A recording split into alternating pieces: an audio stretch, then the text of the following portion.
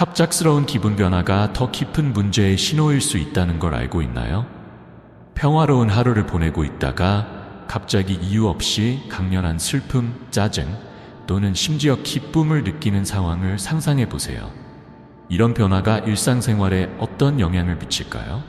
그리고 이 기복이 단순한 기분 변화 이상일 수도 있다고 하면 어떻게 생각할까요? 이 비디오가 끝날 때까지 함께 해주세요. 당신의 정신건강에 영향을 미칠 수 있는 9가지 신호를 알아보세요. 이제 진지하게 질문해보고 싶습니다. 왜 이런 기분이 드는 걸까? 내가 왜 이런 기분일까? 이런 감정의 기복이 단순히 무작위로 보일 수도 있지만 사실 이건 당신의 정신건강에 중요한 메시지를 전하려는 것일 수 있습니다. 잠시 멈추고 생각해보세요. 당신은 이런 기분 변화를 어떻게 처리하나요? 무시하나요? 아니면 그 감정 뒤에 무엇이 있는지 이해하려고 하나요? 이러한 변화를 주의 깊게 살펴보면 무엇이 균형을 잃고 있는지 나타내는 패턴을 발견할 수 있습니다. 주의하세요. 이러한 변화는 단순한 불편함이 아닙니다. 이건 당신의 몸과 마음이 중요한 정보를 전달하려고 하는 것일 수 있습니다. 이 정보를 어떻게 활용할 것인가요? 이것이 당신의 정신 건강을 인식하고 관리하는 방식에 어떤 변화를 가져올까요? 그 답이 더 건강하고 의식적인 길로 가는 열쇠가 될 수 있습니다. 신호인, 갑작스러운 기분 변화. 당신의 기분이 이유 없이 극적으로 변하는 것을 경험한 적이 있나요? 예를 들어 하루를 기분 좋게 시작하다가 갑자기 슬픔이나 짜증에 휘말리는 상황을 상상해 보세요. 이런 기분 변화가 무엇 때문일까요? 이러한 갑작스러운 변화는 다른 문제가 있을 수 있다는 신호일 수 있습니다. 스스로에게 물어보세요. 왜 이런 기분이 드는 걸까? 이 기분 변화의 원인이 무엇일까? 이 감정의 기복이 단순한 일시적인 것이 아니라 문제를 해결해야 할 신호일 수 있습니다. 당신의 감정을 주의 깊게 살펴보고 이러한 변화 뒤에 숨겨진 원인을 이해해 보세요. 무엇이 당신의 감정을 불균형하게 만들고 있는지 어떻게 파악하고 감정을 조절할 수 있을까요? 신호 2. 집중력 부족. 우선 집중력 부족은 다양한 요인으로 인해 발생할 수 있으므로 신중하게 분석할 필요가 있습니다. 그러나 일을 하거나 공부를 할 때 집중하기 어려운 경험을 한 적이 있나요? 중요한 세부 사항을 기억하거나 결정을 내리는데 어려움을 겪는 상황을 상상해 보세요. 왜 이런 일이 발생하는 걸까요? 집중력 부족은 단순한 일시적인 문제가 아닐 수 있습니다. 스스로에게 물어보세요. 왜 집중하는데 어려움을 겪고 있지? 내 집중력에 영향을 미치는 것이 무엇일까? 집중력 문제는 스트레스, 불안 또는 감정적 과부하의 반영일 수 있습니다. 이것이 당신의 정신적 명료성에 영향을 미치는 원인일 수 있습니다. 무엇을 간과하고 있는 것이 당신의 집중력을 방해하고 있나요? 이러한 문제의 근본 원인을 파악하고 대처 방법을 찾는 것이 중요합니다. 집중력과 초점을 회복하기 위해 무엇을 할 수 있을까요? 신호상, 절망감과 비관적인 감정, 미래에 대한 지속적인 부정적인 시각과 아무것도 나아질 것 같지 않은 느낌은 걱정스러운 신호일 수 있습니다. 이전에 당신을 자극했던 활동에 대한 흥미를 잃고 자주 낙담하는 느낌이 든다면 이는 더 깊은 감정적 문제를 나타낼 수 있습니다. 이러한 절망감과 비관적인 감정은 갑자기 생기는 것이 아닙니다. 이는 삶에 대한 관점이 왜곡된 상태를 반영할 수 있습니다. 이런 상태는 부정적인 사이클에 갇혀 긍정적인 변화의 가능성을 인식하기 어렵게 만들 수 있습니다. 이 신호를 인식하는 것이 지속적인 감정을 이해하는 첫걸음입니다. 근본적인 원인을 탐색하고 새로운 관점과 희망을 가져다 줄 수 있는 활동과 사람들과 다시 연결하는 방법을 찾는 것이 중요합니다. 이러한 감정은 진지하게 다루어져야 합니다. 목적의식과 낙관주의를 회복하기 위한 지원과 전략을 찾는 것이 건강한 감정적 균형을 회복하는 데 중요할 수 있습니다. 신호 4. 수면 패턴의 변화. 최근 연구에 따르면 전 세계 인구의 약 30%가 일생의 어느 시점에서 불면증을 겪습니다. 이것은 단순한 일시적인 문제가 아닙니다. 불면증, 불안한 수면 또는 과도한 수면 등 수면 패턴의 변화는 당신의 정신 건강에 문제가 있다는 명확한 신호일 수 있습니다. 이러한 수면의 변화는 낮 동안의 기능 능력에 직접적인 영향을 미칩니다. 수면은 정서적 및 정신적 균형에 필수적이며 수면이 방해받을 때 불안, 짜증 및 집중력 부족 등 다른 문제들이 촉발될 수 있습니다. 최근에 수면의 질이 변화한 것을 느꼈다면 이는 당신의 몸이 스트레스나 다뤄야 할 감정적 문제에 반응하고 있음을 나타낼 수 있습니다. 이러한 신호를 무시하면 적절한 휴식 부족이 당신의 건강에 미치는 부정적인 영향을 계속해서 연장할 뿐입니다. 당신의 수면 패턴에 주의를 기울이세요. 그것은 이 시간을 줄이고 도움을 구하며 이러한 불안한 밤의 배경을 이해하는 것이 필요하다는 가장 명백한 신호 중 하나일 수 있습니다.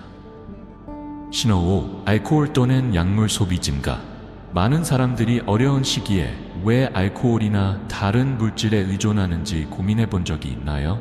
스트레스와 불안이 클 때 해로운 물질 사용이 증가하는 것을 흔히 볼 수 있습니다. 하지만 이러한 행동이 실제로 무엇을 의미할까요? 자극제를 소비하는 것이 어려운 감정에서 벗어나려는 방법이 될 때 이는 더 깊은 문제를 다루고 있음을 나타낼 수 있습니다. 이러한 물질이 제공하는 일시적인 완화는 종종 보다 건강한 방식으로 다루어야 할 감정적 문제를 숨기고 있습니다. 이러한 신호를 무시해서는 안 됩니다. 소비의 증가가 문제를 악화시키고 끊기 어려운 의존의 사이클을 만들 수 있습니다. 이러한 행동을 식별하고 이해하는 것은 효과적인 대안과 전문가의 지원을 찾는 데 중요합니다. 이 신호에 주의를 기울이세요. 이러한 도전을 보다 건강하게 다룰 수 있는 지원을 찾는 것이 항상 최선의 해결책입니다. 신호 6. 이전에 즐거움을 주던 활동에 대한 흥미 상실. 한때 친구들과 나가거나 취미를 즐기거나 자신을 돌보는 것과 같은 활동이 이제는 재미없거나 흥미를 잃었다고 느낀 적이 있나요? 이전에 기쁨을 주던 활동에 대한 흥미 상실은 뭔가 잘못되고 있음을 나타낼 수 있습니다. 기분 좋았던 것들에서 멀어지기 시작할 때 이는 도전적인 감정 상태를 반영할 수 있습니다. 이러한 신호는 즐거움과 동기의 감소를 나타내며 이는 종종 우울증과 관련이 있습니다. 이러한 관심이 사라지기 시작할 때 이를 인식하는 것이 중요합니다. 이것은 당신의 몸과 마음이 이러한 흥미 부족의 원인을 탐색하고 상황을 되돌릴 방법을 찾으라고 신호를 보내는 것일 수 있습니다. 잠시 생각해 보세요. 어떻게 다시 이러한 활동과 연결되고 예전의 즐거움을 되찾을 수 있을까요? 이 무관심의 근본 원인을 이해하고 해결하기 위한 첫걸음은 무엇일까요? 신호 7. 비판에 대한 민감성 증가. 건설적인 비판조차도 개인적인 공격으로 느껴질 때 이는 감정적 취약성을 나타낼 수 있습니다. 비판에 과도하게 상처받거나 피드백에 과도하게 반응할 때 이는 낮은 자존감이나 불안정한 감정 상태를 나타낼 수 있습니다. 이러한 민감성 증가는 모든 의견이나 관찰이 부정적으로 해석되는 불안정한 사이클을 만들 수 있습니다. 이 행동은 개인적 및 직업적 관계를 해치고 전반적인 불편함과 불안감을 유발할 수 있습니다. 비판이 당신의 정서적 웰빙에 어떤 영향을 미치는지 인식하는 것이 중요합니다.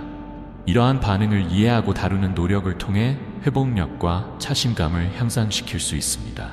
피드백을 건설적으로 받아들이는 방법을 찾는 것은 자존감을 회복하고 주변에 긍정적인 환경을 조성하는 데 중요한 첫걸음이 될 수 있습니다. 신호 8. 고립감과 외로움. 사람들로 둘러싸여 있어도 혼자이고 단절된 느낌이 들 수 있습니다. 이러한 고립감은 사회적 환경에서도 정서적으로 멀리 떨어져 있는 느낌에서 비롯될 수 있습니다. 이 외로움은 주변에 있는 사람의 수와는 관련이 없을 수 있으며 느끼는 연결의 질과 관련이 있습니다. 이해받지 못하거나 지원받지 못한다고 느낄 때 외로움은 심화되어 정서적 웰빙에 깊은 영향을 미칠 수 있습니다. 이러한 감정을 인식하고 더 의미 있는 방법으로 연결되기 위해 노력하는 것이 중요합니다. 외로움은 추가적인 정서적 지원이 필요하거나 다른 사람들과의 더 큰 연결이 필요하다는 신호일 수 있습니다. 진정한 관계를 구축하고 전문가의 도움을 찾는 방법을 모색하는 것이 이 고립감을 극복하는 데 결정적일 수 있습니다. 신호 9. 감정을 제어할 수 없다는 느낌. 잠시 생각해 보세요. 당신의 감정은 어떤가요? 지속적으로 불안하거나 짜증이 나거나 두려움을 느끼고 그 감정의 원인을 이해하지 못하는 것은 중요한 정서적 문제를 나타낼 수 있습니다. 감정이 통제되지 않고 그 원인을 식별할 수 없을 때 이는 정서적 불균형을 나타낼 수 있습니다. 이러한 통제 부족은 개인적인 관계부터 직장 성과에 이르기까지 모든 면에 영향을 미칠 수 있습니다. 감정의 흐름에 휘말려 방향 감각을 잃거나 감정을 안정시키는 능력을 잃은 것처럼 느껴질 수 있습니다. 이 신호를 인식하는 것은 도움을 찾는 첫걸음입니다. 전문가와 함께 작업하면 이러한 감정의 원인을 이해하고 더 효과적으로 관리하는 전략을 개발하는 데 도움이 될 수 있습니다. 대처 기술을 찾고 자기 관리 연습도 정서적 균형을 회복하고 삶의 질을 향상시키는 데 중요할 수 있습니다. 이 중요한 신호들을 알게 되었으니 그 신호에 주의를 기울이고 도움을 요청할 시점을 인식하는 것이 중요합니다. 자기 경청은 더 건강하고 균형 잡힌 길로 안내하는 강력한 도구입니다. 언급된 신호 중 하나라도 겪고 있다면 주저하지 말고 지원을 찾아보세요. 정신 건강에 대한 낙인을 없애는 것은 모두가 필요한 지원을 받을 수 있도록 보장하는 중요한 단계입니다. 감정에 대해 솔직하게 대화하고 도움을 구하는 것은 웰빙을 위한 여정에서 큰 차이를 만들 수 있습니다. 이 비디오가 유용했다면 채널 구독과 좋아요, 그리고 이 정보를 필요로 할 친구들과 공유하는 것을 잊지 마세요. 여러분의 지원은 메시지를 널리 퍼뜨리고 더 의식적이고 지원적인 커뮤니티를 만드는 데 도움이 됩니다. 항상처럼 댓글로 질문이나 경험을 남겨주세요. 여러분의 이야기를 듣고 이 중요한 대화를 계속 이어가고 싶습니다. 다음 비디오에서 만나요.